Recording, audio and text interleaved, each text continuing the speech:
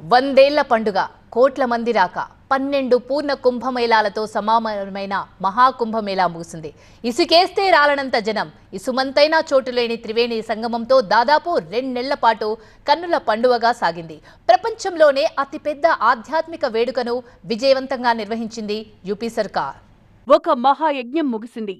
144 ఏళ్లకు ఒకసారి మాత్రమే జరిగే మహాద్భుతాన్ని ఈ తరం చూడగలిగింది.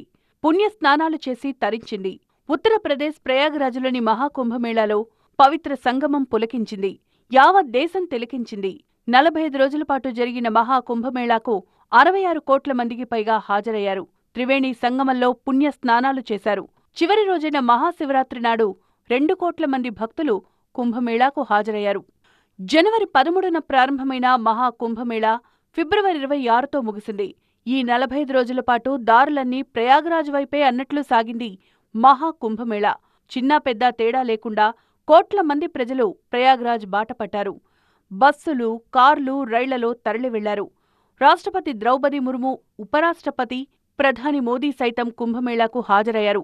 దేశంలోని అనేక రాష్ట్రాల సీఎంలు, సినీతారులు కుంభమేళాలో పాల్గొని పవిత్ర స్నానాలు ఆచరించారు.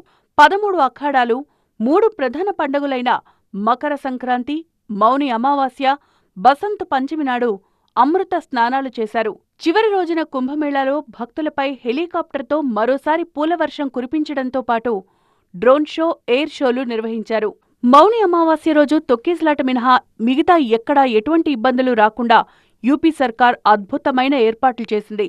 ఎక్కడా ఇబ్బందులు లేకుండా 15,000 మంది పారిశుద్ధ్య కార్మికులు 24 గంటలు విధుల్లో ఉన్నారు. ఘాట్లు, సంగమం దగ్గర రాష్ట్ర, కేంద్ర బలగాలతో నిఘా పెట్టారు. ఏఐ ఆధారిత కెమెరాలు, యాంటీ డ్రోన్లు మొదలైన అనేక అత్యాధునిక వ్యవస్థలను ఉపయోగించారు. ట్రాఫిక్తో భక్తులు కాస్త ఇబ్బందులు పడ్డా కుంభమేళాలో ఉత్సాహంగా పాల్గొన్నారు. కుంభమేళాకు సహకరించిన ప్రతి ఒక్కరికి కృతజ్ఞతలు తెలిపారు యూపీ సీఎం యోగి ఆదిత్యనాథ్. ప్రపంచంలోని హిందువుల జనాభాలో సగం మందికి పైగా కుంభమేళాకొచ్చారని చెప్పారు. కుంభమేళా అనేది ప్రతి 4 ఏళ్లకొకసారి జరుగుతుంది.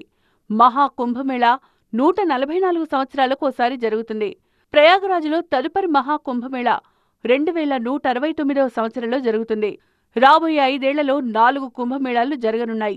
2027లో ఉత్తరాఖండ్లోని హరిద్వార్లో, మహారాష్ట్రలోని నాసిక్లో కుంభమేళాలు జరుగుతాయి. హరిద్వార్లో జరగబోయేది అర్ధ కుంభమేళా, నాసిక్లో జరగబోయేది పూర్ణ కుంభమేళా. గోదావరి నది ఒడ్డున నాసిక్ నుంచి 38 కిలోమీటర్ల దూరంలోని త్రయంబకేశ్వర్లో ఈ కార్యక్రమం జరుగుతుంది. అర్ధ కుంభమేళా 6 ఏళ్లకొకసారి వస్తుంది. పూర్ణ కుంభమేళా 12 ఏళ్లకొకసారి వస్తుంది. ఇక 2028లో మధ్యప్రదేశ్లోని ఉజ్జయినిలోనూ పూర్ణ కుంభమేళా జరుగుతుంది. 2030లో ఉత్తరప్రదేశ్లోని ప్రయాగరాజ్లో అర్ధ కుంభమేళా జరుగుతుంది.